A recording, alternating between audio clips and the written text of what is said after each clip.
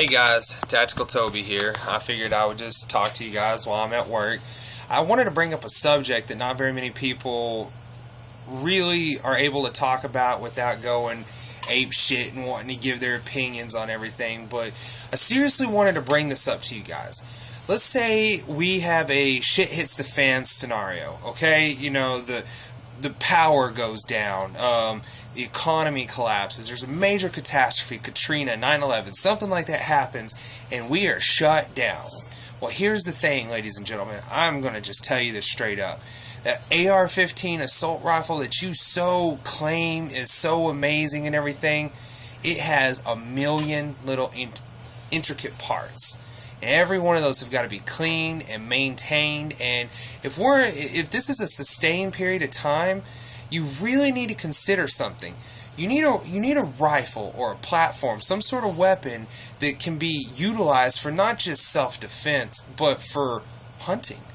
You know, a lot of people don't tend to remember that. You know, you have to feed yourself, and I mean, in the city, you know, it's not like we're going to be able to go out and hunt elk or whatever, but, you know, you still need something, you still need a rifle to hunt, because here's the thing.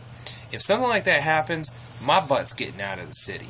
That's what my gear is designed for. My gear is designed to get me back to my home in West Texas where I am bunkered down.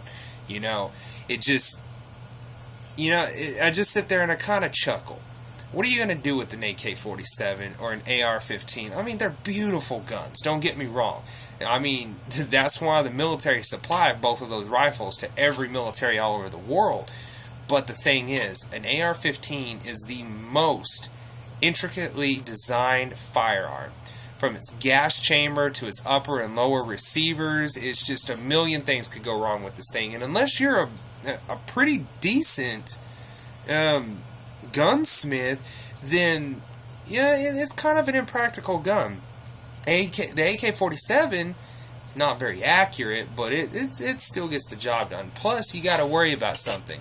When somebody sees you have an AR or an AK, they know you're ready. They know you got shit that they want, and they're going to go after you to take it. You know, it doesn't matter how many AKs you got, you can be overran. So I kind of like to float under the barrel. And this is what I recommend. You know, this is just my recommendations. Find you a sidearm, a pistol, you know, something that you are comfortable with. You know, I personally prefer the Beretta 92 FS. People bitch and moan about that gun all the time. But the thing is if it's been good enough for the military for the last 20 years, damn it, it's good for me. And I love it. It's big, it's intimidating, and people recognize that gun. You know, it's probably the most recognizable gun on the planet. There's not a gun made like it except for the copycat that tourists made. You know, and I know people have a problem with a 9mm, but here's the thing. It doesn't matter what I hit you with. If, you know, you're trying to intimidate me, if I put a bullet in you, you're going to cry like a little bitch. Let's get honest. You know, let's get real honest about it. But, you know, I carry the Beretta 92 FS. I love that gun. As far as a rifle, 22. For small game. Good luck hunting deer and elk. I mean, that's not going to be an everyday thing you're going to be able to find. But I've got 5,000 rounds of 22 sitting in my closet, taking up barely any space at all, because they're dirt cheap, you know. I bought a box of 1,000 for like $20. I mean, they're dirt cheap, people. You know, a good, well-maintained 22 rifle is your best survival rifle ever. Now, as far as like a little bit more firepower, this is what I recommend for self-defense and for hunting. And it's so simple. Pump action 12-gauge shotgun. You know, choke that thing down. You know, you can use it to hunt game with if you want. I mean, it'll take a turkey down. It'll take an elk down. I've seen them do it. Get on YouTube, watch it.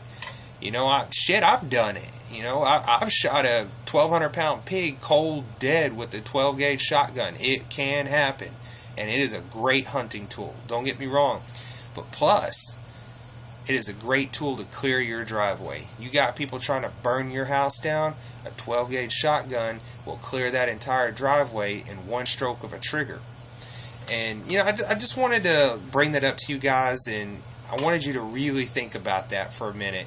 You know, when it comes to survival, what are the best weapons is what all guys think about first. But you know what your first weapon is? Your first weapon is preparedness. Try to stay out of a situation. Stay low-key. Stay so undercover that you don't have to use that weapon. You know, when the stuff hits the fan, if you're walking out there in your Black Hawk tactical vest and 30 magazines of AR-15 ragged out to the core with a SUV that has a turret mounted on the top of it, you're asking for trouble. Blend in. Act like the natives. You know, that's how we get things done in Afghanistan. That's how we would get things done here if shit hit the fan. It's just something you need to think about because,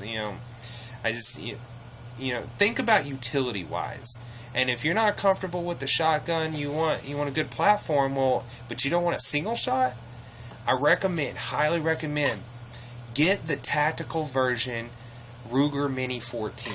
It is easily well maintained. This gun has been a preferred gun of lots of men since World War II. As a matter of fact, this gun was used in World War II. This is an awesome gun, and hey, if B.A. Baracus could use it in A-Team, hell, I can use it, you know. I mean, if the A-Team uses it, man, it's a good gun. You know, just throwing that out there. But, no, the Mini 14, a lot of people give it a lot of flack, but honestly, for an all-purpose rifle, it's not bad. You're not going to hit somebody from a half a mile away with it, but you're gonna spray down pretty accurate with it, and you can get it in 223 and 308. Just look around. Anyways, that's my rant for guns for right now. I did want to throw one thing out in this little episode I got going. Little tactical advice in finding your way around in an urban setting. If you're ever in a grid down situation, you don't know what's going on, you're lost, your GPS is down and everything. I know I told you guys to have a compass, but if you don't have a compass and you need to catch your bearings, the city can be pretty overwhelming. And you kind of need to know your general direction. Well, this is all you got to do. And it's so simple, people. Look up to the top of the buildings. Or look around. Find you a satellite dish. Whatever direction that satellite dish is pointing to, that's southwest. Every satellite dish points southwest. Just a little information I figured I'd throw out there before I close this up, guys. Anyways, this is Tactical Toby, signing out. Take it easy, guys.